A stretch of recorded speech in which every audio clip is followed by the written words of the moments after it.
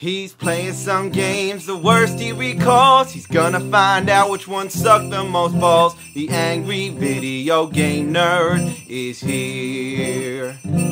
Oh, he's making a list and checking it twice. He's gonna go home and eat chicken and rice. The angry video game nerd is here. He hates the games that stink. He knows which games to break. He just might even hate them all, 'cause he's mad for fucking sake. You better watch out, don't give these games a try. You better not play them, he's telling you why. The angry video game nerd is here.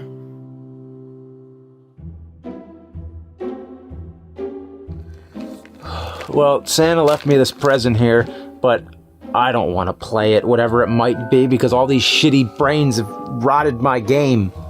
Ho, ho, ho! Don't you mean the shitty games have rotted your brain? Oh, hey Santa. Ho, ho, hello, nerd! Your brain has rotted away, but I'm here to save the day. As you will see, I have the help you need. Oh, help? How? Open the present, nerd. I believe it will be the solution to all your problems. If it's a severed head, I'm gonna be very upset. Come on, nerd. I'm only trying to help.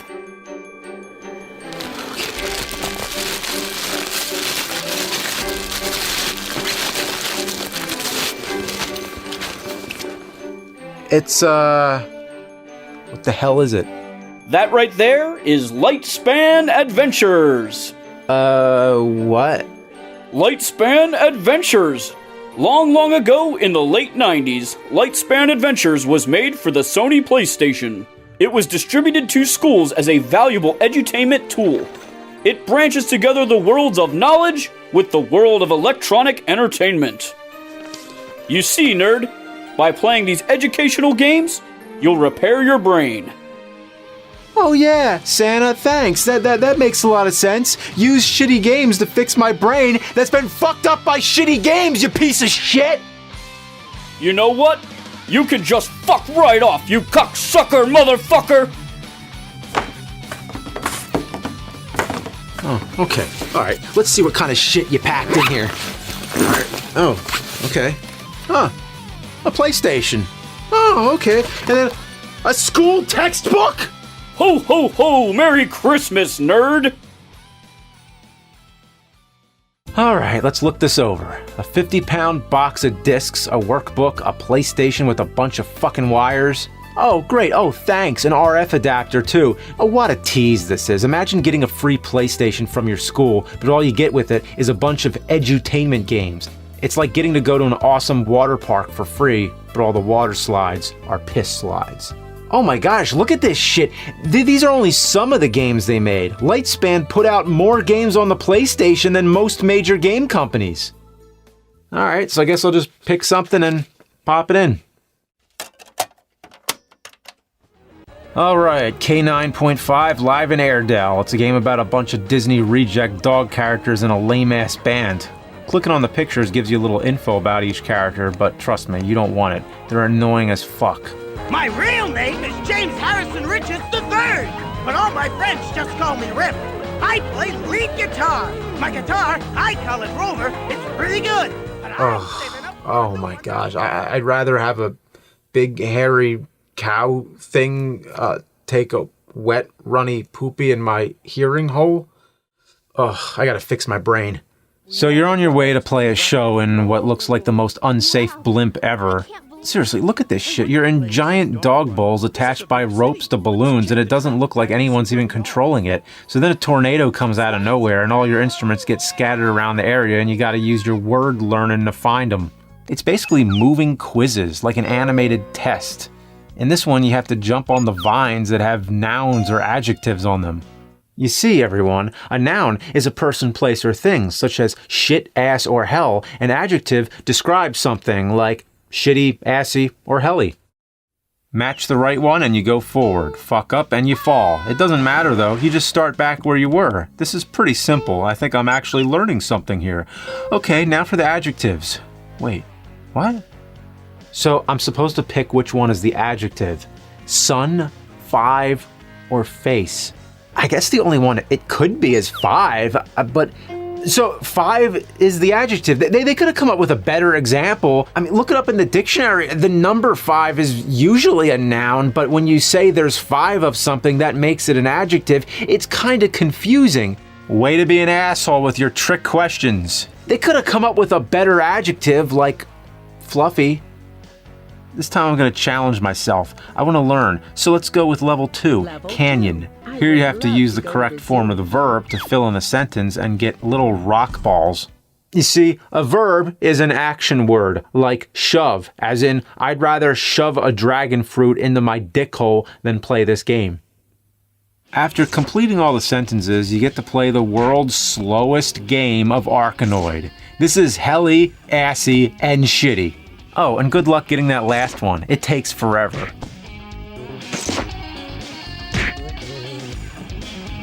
Oh, that's great!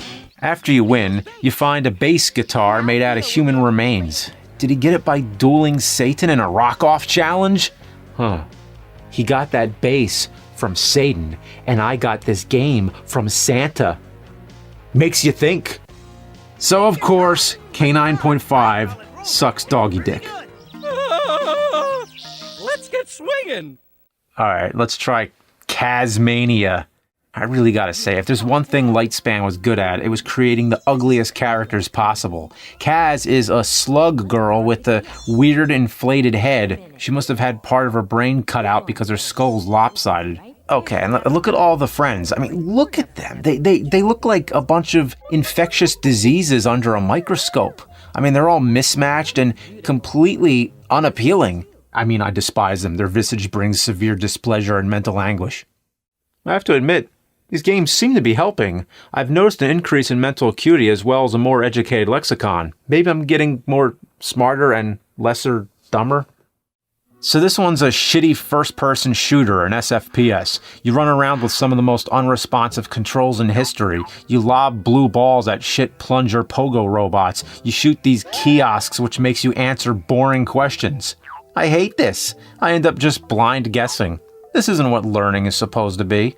This isn't teaching me anything. All I'm doing is half-assing it to get it over with. You add another half-ass, you get a whole ass, which is the opposite of asshole. And from that asshole, you get a whole shit. And speaking of half-ass, that's what this game is. It came out in '97, the same year as Final Fantasy VII, Symphony of the Night, and Abe's Odyssey. This game is boring as fuck. The graphics are ugly as shit. The music is like having your ear holes fucked repeatedly by a flaming demon dildo. You see, I just shared 3 similes with you. That's a literary device using like or as to draw a comparison between 2 things. These Lightspan games feature some of the worst visuals I've ever seen. You don't believe me? Check out any of the games featuring PK, another nightmarish misfit mascot of Lightspan. Out of every character in these games, PK is by far the scariest thing. In every game he's featured in, he's the only 3D character. These supporting characters are lame, but not too bad. Then PK comes in to fuel your nightmares and traumatize you. Why'd they hand draw every other character but make him 3D? He looks like a store-brand Toucan Sam that murders children in his spare time. The funniest thing about him is the steady decrease in quality of his animation throughout all the games. In the beginning, it looks like someone tried to spend time working on him, but then they started caring less and less. Here, he's just inserted into a castle and repeats the same few frames of animation. In this game, he's just a still picture with a voiceover and moving eyes. Even the people who created this avian atrocity didn't feel like working on him. Why put him in so many games if the main focus is on these weird side characters anyway? I know I ask this a lot, but what were they thinking? Every game is the same. Answer some questions, watch a shitty cartoon, answer some questions, watch a shitty cartoon, answer some questions, watch a shitty cartoon. I'm putting a stop to this endless shit cycle. While these games may be the electronic manifestation of bovine and canine fecal matter, I am, however, noticing favorable increases in my linguistic skills. I think it's now time to improve my arithmetic. Shit piss, fuck, monkey cheese, shit pickle. Let's learn some motherfucking math! On the move! So the first weird thing about this game is what happens when you click these music notes. The video plays showing you these fake arcade games. There's Alligator Farm, which is like shitty Donkey Kong. Yeah, you ever play that one? Shitty Donkey Kong. Smack 'em and slap 'em? Maybe it's the sequel to Beat 'em and Eat 'em. And then there's prehistoric driving. It looks worse than Desert Bus. You're driving on a white background while the same dinosaur flips out over and over again. Why even have them? They're not even playable games. You know when I say a game is unplayable? Well, these ones you actually can't play. Get ready for Math on the Move. It's the worst in the Lightspan catalog. Choose a category and then either lesson or practice. This game really ups the laziness because it isn't even a fucking game, it's just videos starring the dorkiest geeks of the entire 90s. Hope you enjoy your game. Look at how geeky they are. I mean, look how they're dressed. Not all cool like me. This game looks like the 90s got food poisoning and then hurled into a toilet and then shat in it and then forgot to flush. There's nothing like a bunch of goofy assholes telling you how to add numbers together as they pretend a spazzing dinosaur's there. Oh, hi. And why do they feature a dinosaur anyway? It makes no sense. Imagine coming home from school and having to actually play this shit for homework. Wow, could you imagine the conversation on the bus ride to school Monday morning? Some kid's talking about some awesome dinosaur game, Dino Crisis, that he rented from Blockbuster. And then the other kid's like, oh yeah, I played a dinosaur game too. Oh yeah? Like what? Like Jurassic Park? No. Primal Rage? No. Oh yeah, you must mean Turok. No, not that. Well, what game was it? Math on the Move? And then everyone laughs at you, including the bus driver. Practice mode is just as pointless. You sit and watch math problems, and they give you the answer. 57. What's this teaching me? That my patience is running thin?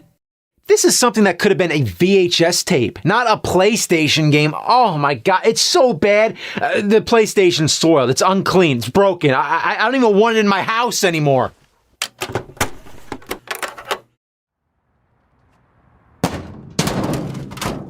Yeah, I know. The amount of PlayStation consoles may seem superfluous, but you'd be astonished at how many times I've had to cleanse my dwelling of begrimed and impure consoles tainted by shitty games. Buckle up, fuckaroos! I know I said Math on the Move was the worst, but this is the best of the worst. Calamity something.